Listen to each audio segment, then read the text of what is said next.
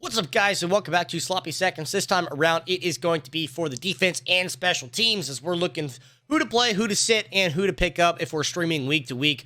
This weekend, fantasy football, of course, going into week number 4. Trevor McNeil here to give you all that insight and more. And we're going to start out with the teams that we are playing for sure 100% this week. Even without TJ Watt on this linebacker, of course, still on the IR for at least a couple more weeks before is eligible to return with that torn pectoral muscle.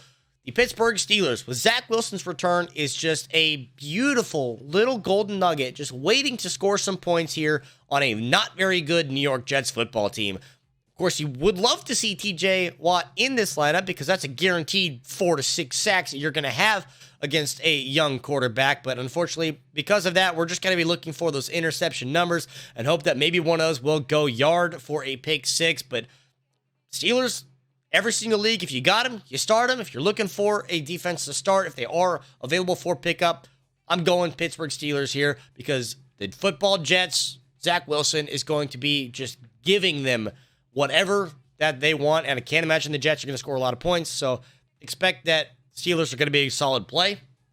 On the other side, looking for a favorable matchup, I actually like the New York Giants here playing against Chicago. Even with Khalil Herbert coming in, who had a monstrous week last week, I feel like the New York Giants are going to have a good option to come in with Justin Fields, who's thrown less than 300 yards on this season through 3 games, is not doing very well. This offense is not doing very well. Darnell Mooney hasn't done a lot.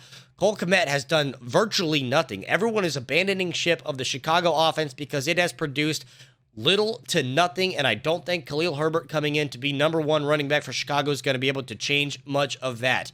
So regardless of the ability that you're going to have, not going to see a lot of interceptions because Fields doesn't throw the ball. Can't imagine you'll see many fumbles, but if you're looking for some net positive points with a team that's not going to score a lot against you or not gain a lot of yards against you, I think New York Giants are going to be the ones to do that against the Chicago Bears.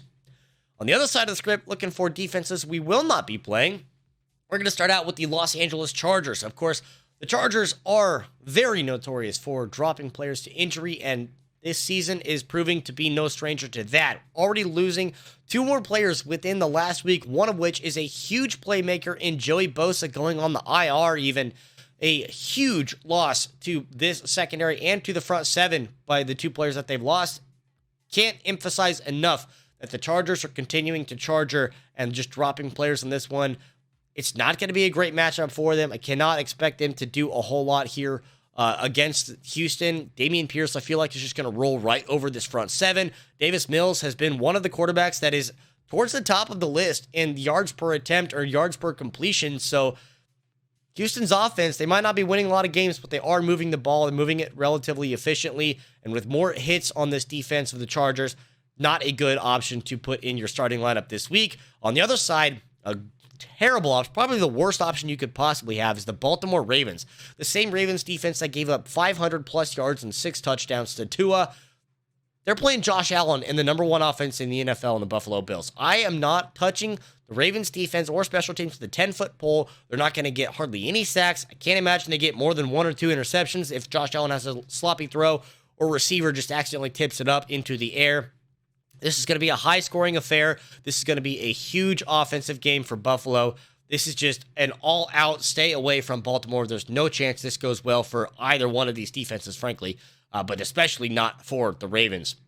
And if you're looking to stream some defenses from week to week, already mentioned the New York Giants, not owned in a whole lot of leagues, is going to be one of those options you certainly could pick up because they're playing the Bears. If you're looking for defense to stream versus Chicago, is going to be a great red flag for you to be like, yep, that's the team I'm going to pick up right there. This week, it is the New York Football Giants.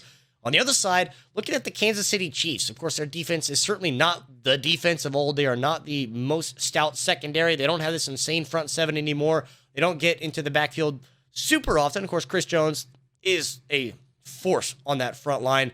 They do get at least a few sacks per game. And I think that with them going up against a wrecked, injury-prone Tampa Bay team, they have half their offensive line gone. Most of their wide receivers have an injury designation. Granted, Michael Evans comes back this week from his suspension, but still just not a very deep wide receiver pool right now from the injuries on that. Though, of course, as I said, the offensive line not very good. If this game is in Minnesota as well, this is effectively a home game for Kansas City, which is going to make it that much more loud, it's going to make it that much more difficult for the offense of Tampa Bay to actually get in sync for these play calls, the audibles to be made on the field. Of course, Kansas City fans are the fans to be loud and obnoxious against opposing teams. So let me know if you think that any of these are a poor option. Of course, you think I'm just dumb with where I put these teams. Do you think that Tampa with Tom is going to be able to pull it off against Kansas City? Or if you've got a better suggestion for a streaming option, leave it down below in the comments. Of course, thank you for watching. Like and subscribe. Hit that bell icon to get notified when I post these videos. Thanks for watching the Sloppy Seconds, and we'll see you next time.